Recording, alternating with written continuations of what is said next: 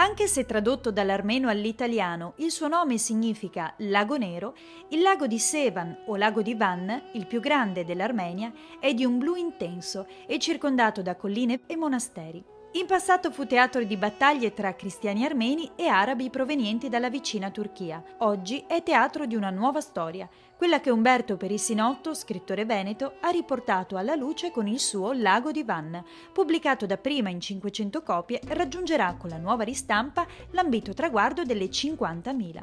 Il Lago di Van nasce dall'esperienza familiare, dai racconti di mia madre quando ero piccolo. Mia madre era di origini armene, quindi io mi considero per metà armeno.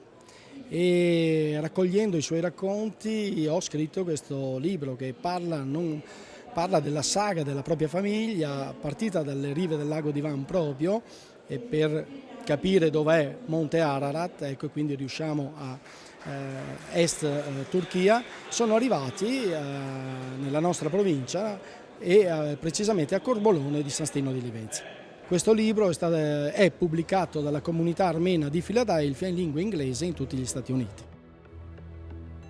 Armeno per parte di madre, scrittore per raccontare esperienze di vita, Umberto Perissinotto è anche autore di Alla luce del giorno, un libro in cui emerge l'anima di un uomo che per professione rischia la vita per salvare vite. Alla luce del giorno è un libro scritto dall'animo, io oso dire, perché è dettato un po' dal mio lavoro. Io sono un vigile del fuoco e tutti quei momenti in cui io mi sono trovato a riflettere sulla vita, sulla mia persona, su quello che faccio, sugli altri, li ho trascritti in un racconto. È un libro che poi uso anche dire chiunque si immerge nella lettura trova se stesso, trova il percorso della propria vita e si intravede su quanto io ho scritto. Prima di lasciarvi e di augurare a tutti voi una buona lettura, Umberto ha deciso di regalarvi una notizia curiosa. Molte famiglie venete portano il cognome Armellin. In dialetto veneto l'albicocca viene chiamata Armellin. La pianta dell'albicocca proviene ed è la pianta simbolo dell'Armenia e proviene dall'Armenia. Le famiglie che arrivavano qua in tempi remoti e specialmente andavano nelle campagne venivano immediatamente chiamati Armellin, cioè provenienti dall'Armenia. Mia madre come cognome portava il cognome Armellin.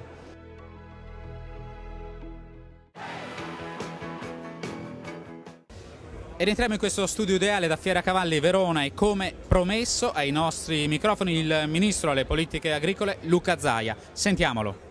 Ministro, le mandano a casa dei proiettili, la sua colpa è quella di voler risanare l'ippica? Ma io non so se poi c'entri qualcosa con l'ippica o sia solo un'attività di qualche cretino. Prendiamone atto che c'è qualcuno che non ha tempo, che non sa come investire il suo tempo se non imbustando proiettili e spedendoli in giro. Però l'ippica va risanata, diceva. Beh, l'ippica va risanata anche perché è un comparto vivo con 350.000 cavalli, è un comparto che oggi vale circa 10 miliardi di euro e dà lavoro a 80.000 addetti. Però dobbiamo correre di meno, avere corsi più di qualità, insomma fare quelle cose che nel piano industriale sono scritte. Beh, il Veneto è oggi leader rispetto alle ipovie, fra l'altro c'è questa ipovia importante, il Verona-Roma e poi le ipovie anche venete. E direi che è l'occasione per far conoscere i territori, è un turismo molto slow per usare un termine inglese, cioè un turismo lento che ci permette di far apprezzare i territori e ovviamente anche i bivacchi. Grazie davvero, grazie al Ministro Luca Zaia. Noi siamo arrivati alle conclusioni di questa puntata di Cronache Trevigiane e speriamo che anche la prossima sia così interessante. E alla prossima ci rivediamo alla stessa ora e nella stessa televisione.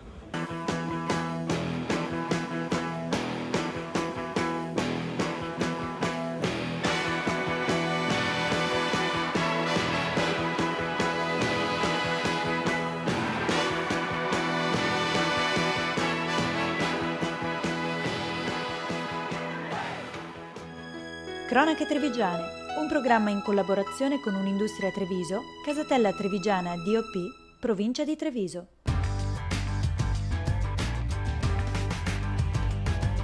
Z Group, Communication by Image.